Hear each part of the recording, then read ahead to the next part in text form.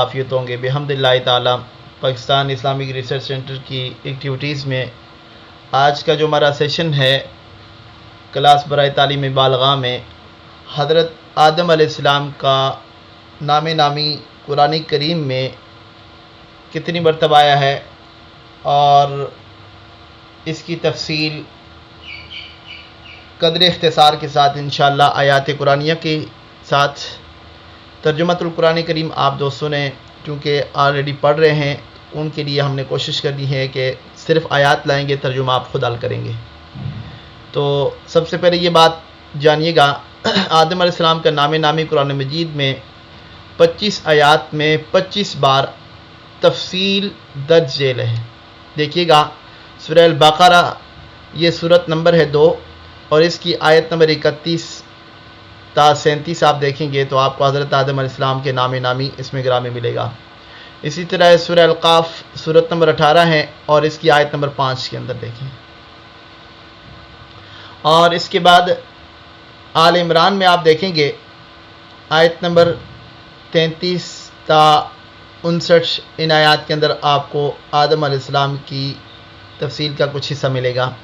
سورہ مریم کی آیت نمبر 58 کے اندر آپ کو یہ آدم علیہ السلام کی تفصیل ملے گی نام نامی اس میں گرامی کی کیفیت سے۔ سورہ المائدہ یعنی صورت نمبر 5 اور آیت نمبر 27 میں۔ سورۃ الطٰہٰ میں آپ دیکھیں گے صورت نمبر 20 ہے، آگے 115 تا آپ 121 آیات تک آپ پڑھیں گے تو آدم علیہ السلام کے نام نامی اس میں گرامی کا آپ کو تعارف ملے گا۔ سورہ الاعراف آیت نمبر 11 تا 172 ان آیات میں آپ دیکھیں گے، درمیان میں دیکھیں 11 19 26 27 یہ بیچ میں ڈیفرنٹ ہے لیکن 172 نمبر آیت، تو یہ اس سارے پہلو کے درمیان آدم علیہ السلام کے تذکرے تبصرے کو آپ کیا ہیں جانچ اور پڑھ پائیں گے۔ سورہ یاسین آیت نمبر 60 میں آپ دیکھیں گے تو آدم علیہ السلام کا نام نامی اس میں گرامی آپ کو ملے گا۔ سورہ اسراء یعنی سورہ بنی اسرائیل میں آیت نمبر 61 اور 70 کے اندر یہ تفصیل تو اس کی جدول کے اعتبار سے تھی۔ اب آیات کریمہ ہم پڑھتے ہیں جن میں نام نامی اس میں گرامی ہے۔ اعوذ باللہ من الشیطان الرجیم، بسم اللہ الرحمن الرحیم۔ وَإِذْ قَالَ رَبُّكَ لِلْمَلَائِكَةِ إِنِّي جَاعِلٌ فِي الْأَرْضِ خَلِيفَةً قَالُوا أَتَجْعَلُ فِيهَا مَن يُفْسِدُ فِيهَا وَيَسْفِكُ الدِّمَاءَ وَنَحْنُ نُسَبِّحُ بِحَمْدِكَ وَنُقَدِّسُ لَكَ قَالَ إِنِّي أَعْلَمُ مَا لَا تَعْلَمُونَ وَعَلَّمَ آدَمَ الْأَسْمَاءَ كُلَّهَا ثُمَّ عَرَضَهُمْ عَلَى الْمَلَائِكَةِ فَقَالَ أَنبِئُونِي بِأَسْمَاءِ هَؤُلَاءِ إِن كُنتُمْ صَادِقِينَ قالوا سبحانك لا علم لنا إلا ما علمتنا إنك أنت العليم الحكيم قال يا آدم أنبئهم بأسمائهم فلما أنبأهم بأسمائهم قال ألم أقل لكم إني أعلم غيب السماوات والأرض وأعلم ما تبدون وما كنتم تكتمون وَإِذْ قُلْنَا لِلْمَلَائِكَةِ اسْجُدُوا لِآدَمَ فَسَجَدُوا إِلَّا إِبْلِيسَ أَبَى وَاسْتَكْبَرَ وَكَانَ مِنَ الْكَافِرِينَ وَقُلْنَا يَا آدَمُ اسْكُنْ أَنْتَ وَزَوْجُكَ الْجَنَّةَ وَكُلَا مِنْهَا رَغَدًا حَيْثُ شِئْتُمَا وَكُلَا مِنْهَا رَغَدًا حَيْثُ شِئْتُمَا وَلَا تَقْرَبَا هَذِهِ الشَّجَرَةَ فَتَكُونَا مِنَ الظَّالِمِينَ فَأَزَلَّهُمَا الشَّيْطَانُ عَنْهَا فَأَخْرَجَهُمَا مِمَّا كَانَا فِيهِ وَقُلْنَا اهْبِطُوا بَعْضُكُمْ لِبَعْضٍ عَدُوٌّ وَلَكُمْ فِي الْأَرْضِ مُسْتَقَرٌّ وَمَتَاعٌ إِلَى حِينٍ فَتَلَقَّى آدَمُ مِنْ رَبِّهِ كَلِمَاتٍ فَتَابَ عَلَيْهِ إِنَّهُ هُوَ التَّوَّابُ الرَّحِيمُ قُلْنَا اهْبِطُوا مِنْهَا جَمِيعًا فَإِمَّا يَأْتِيَنَّكُمْ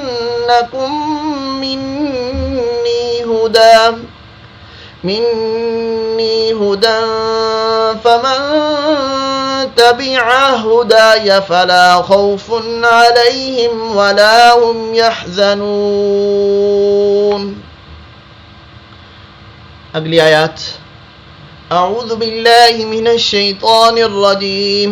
وَلَقَدْ عَاهِدْنَا إِلَىٰ آدَمَ مِن قَبْلُ فَنَسِيَ وَلَمْ نَجِدْ لَهُ عَزْمًا وَإِذْ قُلْنَا لِلْمَلَائِكَةِ اسْجُدُوا لِآدَمَ فَسَجَدُوا إِلَّا إِبْلِيسَ أَبَىٰ فَقُلْنَا يَا آدَمُ إِنَّ هَٰذَا عَدُوٌّ لَكَ وَلِزَوْجِكَ فَلَا يُخْرِجَنَّكُمَا مِنَ الْجَنَّةِ فَتَشْقَىٰ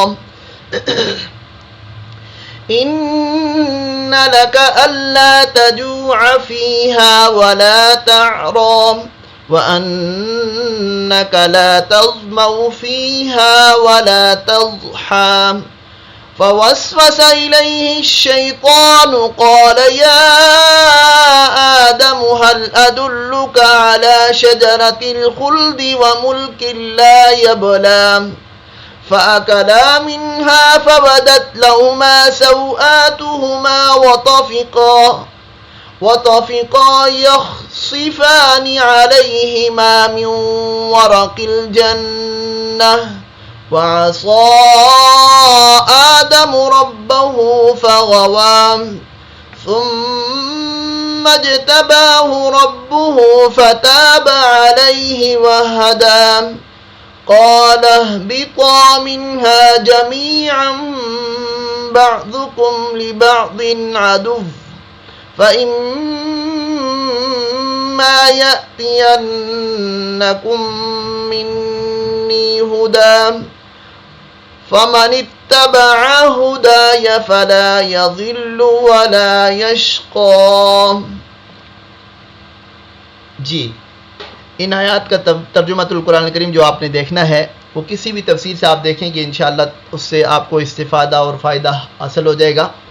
یہاں پر چونکہ تفسیر در منصور میں حضرت ابن عباس رضی اللہ تعالیٰ عنہ سے بیان ہے، اہبطوا میں خطاب حضرت آدم علیہ السلام اور اما حوا سلام اللہ علیہ ابلیس اور سانپ سے ہے۔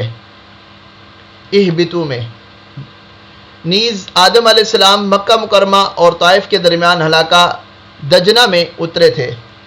بعض نے کہا ہے کہ حضرت آدم علیہ السلام صفا پہاڑی پر اترے تھے، حضرت حوا مروہ پہاڑی پر۔ حضرت ابن عباس رضی اللہ تعالیٰ عنہ سے ایک روایت یہ بھی آتی ہے کہ انہیں ہندوستان کے علاقہ میں اتارا گیا۔ علامہ ابن سعد رحمۃ اللہ علیہ، ابن عساکر رحمۃ اللہ علیہ نے حضرت ابن عباس رضی اللہ تعالیٰ عنہ سے نقل کیا ہے کہ آدم علیہ السلام کو ہندوستان میں اور حضرت اما حوا سلام اللہ علیہ کو جدہ کے مقام پر اتارا گیا اور وہ ان کی تلاش میں چلے۔ مزدلفہ کے مقام پر حضرت حوا سے ان کی ملاقات ہوئی۔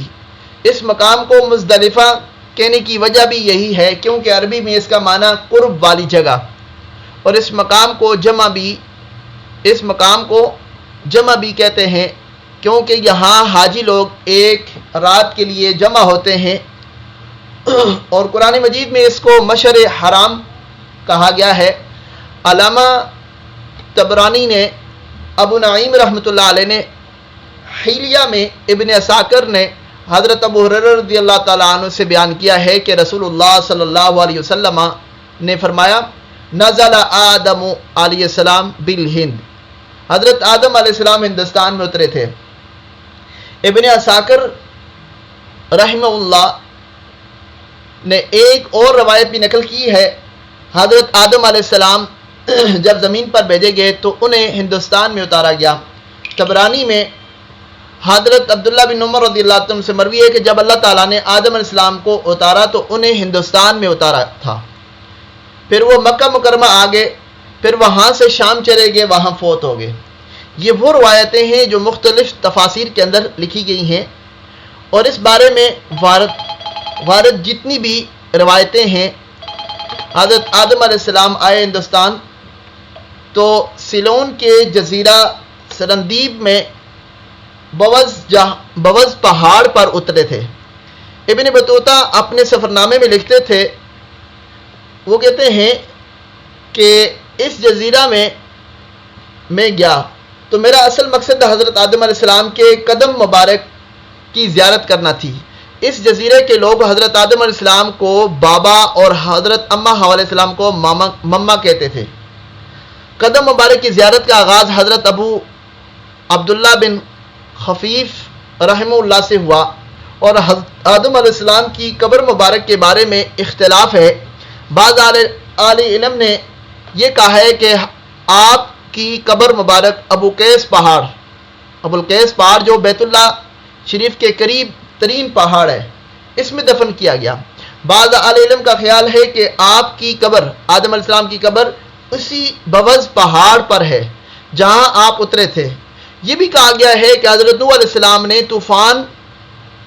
السلام کے طوفان تھمنے کے بعد آپ کو دوبارہ بیت المقدس کے علاقے میں دفن کیا گیا، واللہ عالم۔ علامہ طبری، ابن اسیر اور یعقوبی کی روایت کی بنا پر ہمارے نزدیک راجح بات یہ ہے کہ توبہ کی قبولیت کے بعد حضرت جبرائیل علیہ السلام آپ کو اٹھا کر عرفات میں لائے اور افعال حج سکھائے، پھر آپ فوت ہوئے تو آپ کو ابوالقیس پہاڑ کے دامن میں دفن کر دیا گیا علیہ الصلاۃ والسلام۔ اب آپ کے سامنے ہم نے جو جبل ابوالقیس کا ایک چھوٹا سا منظرنامہ رکھا ہے تصویر کی صورت میں۔ بیت اللہ شریف ہے، بیت اللہ شریف کے اس طرح آپ دیکھیں گے تو ایک دامن میں یہ پہاڑی ہے۔ اس پہاڑی کے متعلق ہے کہ رسول اللہ صلی اللہ علیہ وسلم نے اس پہاڑی پر کھڑے ہو کر کے جب قریش مکہ نے یہ کہا تھا کہ جو آسمان کی طرف اشارہ کیا تو آپ صلی اللہ علیہ وسلم کے اشارے سے چاند دو ٹکڑے ہوا، پھر دوبارہ آپ صلی اللہ علیہ وسلم کے اشارے سے جڑ گیا حکم الہی کے ساتھ، اور آپ صلی اللہ علیہ وسلم کا یہ معجزہ ہے۔ تو یہ اسی جبل ابوالقیس کے اوپر یہ آپ صلی اللہ علیہ وسلم کا معجزہ رونما ہوا۔ باہر تفصیل آپ کے سامنے ہے، آگے چلتے ہیں جی۔ یہ تمام حوالے جات آپ حضرات کے سامنے ہیں، ان کو ذہن نشین کر لیں۔ ان سے ہم نے گزشتہ جتنی بات کہی ہے وہ آپ حضرات کے سامنے لائی ہے۔ اس کے بعد اب آپ کے سامنے آدم علیہ السلام کی جو سچویشن کو بیان کیا ہے اس کو ہم نے ایک میپ کے اندر، نقشے کے اندر ہم نے کیا کیا، آپ حضرات کے سامنے لانے کی کوشش کی۔ دو جگہوں کا ہم نے تین جگہوں کا نام ہم نے لیا ہے، ایک بیت المقدس کا، مکہ المکرمہ کا، اور سرندیب سیلون، اس جگہ کا ہم نے آپ کے سامنے نام لیا ہے۔ تو مکہ المکرمہ دیکھیں، یہاں پر یہ دیکھیں اس مقام پر، اور یہاں پر آپ دیکھیں تو یہاں پر بھی ریڈ، بیت المقدس یہاں پر ریڈ۔ اس پورے میپ سے آپ اس بات کو سمجھ سکتے ہیں کہ یہ سرندیب کہاں پر واقع ہے۔ یہ دیکھیں، یہ سرندیب ہے، اور سرندیب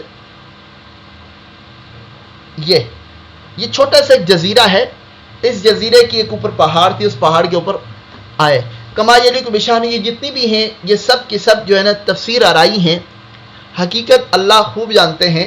باہر میرے اور آپ کے لیے، علم کے لیے یہ ضروری چیزیں تھیں کہ جن کو ہم نے آپ تک بیان کرنا ضروری سمجھا۔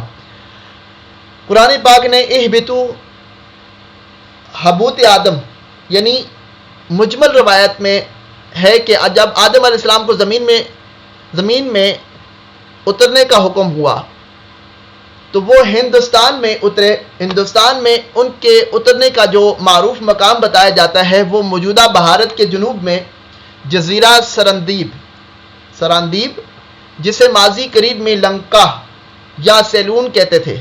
اب اس کا نام سری لنکا جو ایک آزاد ملک ہے برطانوی دور میں سیلون انتظامی لحاظ سے برطانوی ہند میں شامل تھا. عام روایت کے مطابق حضرت آدم علیہ السلام کو ہندوستان کی سرزمین پر حضرت حوا سلام اللہ علیہ کو جدہ کی سرزمین پر اتارا گیا. پھر چل کر دونوں عرفات میں آ ملے. اس لیے میدان عرفات کا نام عرفات ہوا کیونکہ دونوں نے اسی مقام پر ایک دوسرے کو پہچانا اور ایک دوسرے کا تعارف ہوا. تو یہ کیا ہے؟ عرفت عرفات، تو پہچان ہوئی. اس کو قصص القرآن کے اندر اس بات کو لکھا گیا ہے، واللہ عالم بالصواب. اس کے بعد ہم نے سراندیپ کی حقیقت کو لایا آپ کے سامنے کہ سراندیپ یہ ملک جزیرہ نما دکن ہند کی جنوبی راس کماری کے جنوب مشرق میں بحر ہند کے اندر واقع ہے. اس کا دارالحکومت کولمبو ہے. ابنائے پاک اس کو بھارت سے جدا کرتی ہے، جیسے آج کل ابنائے ہرمز، اسی طرح یہ ابنائے پاک اس کو بھارت سے جدا کرتی ہے اس جزیرے کو. اس میں ایک پہاڑی کی چوٹی پر ایک انسانی قدم کا نشان ہے جو مقامی وہاں سرندیپ کے لوگ جو مقامی مسلمانوں کے نزدیک آدم علیہ السلام کے پاؤں کا نشان ہے، جبکہ وہاں بدھ مت کے پیروکار جو وہاں مہاتما بدھ کا نشان خیال کرتے ہیں اور ہندو اس سے اپنے دیوتا سے منسوب کرتے ہیں. یاد رہے کہ سری لنکا کی آبادی میں اکثریتی جو وہاں آبادی ہے وہ بدھ سنہالیوں کی ہے.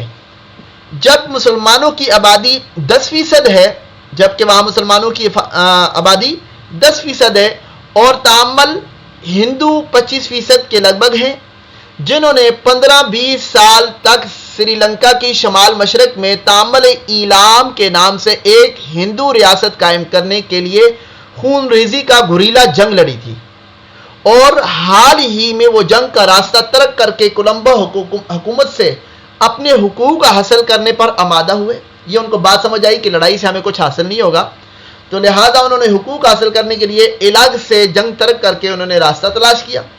سرندیپ میں اسلام میں پہلی صدی ہجری میں وارد ہوا تھا. سرندیپ اسلام پہلی صدی ہجری میں وارد ہوا تھا. سرندیپ لنکا میں عرب تاجر آباد ہو گئے تھے جن کے فوت ہونے پر ان کی بیوی بچے بصرہ جا رہے تھے. دیبل کے قریب بحری ڈاکو نے انہیں لوٹ کر قید کر لیا تھا.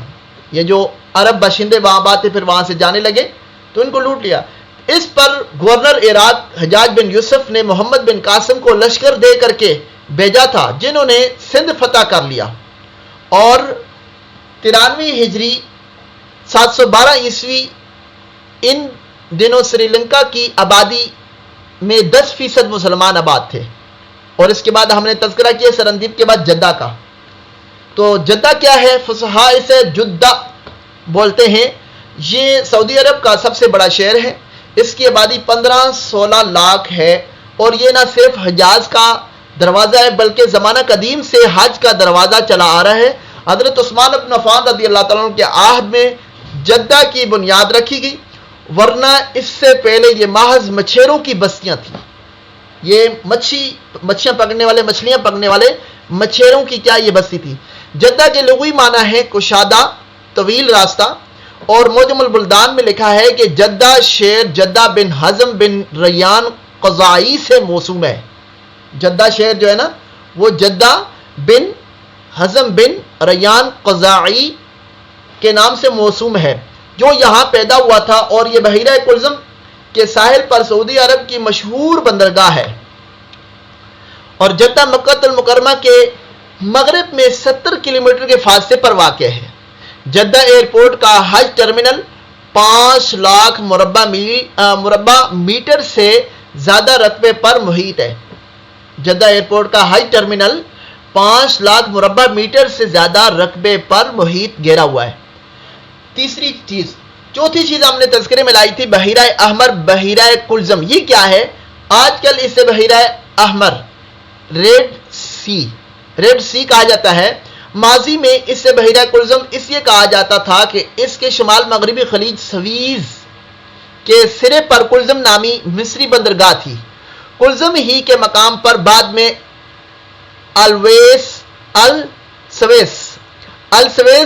सवीज शहर आबाद हुआ। जो सवीज है सवीज शहर आबाद हुआ।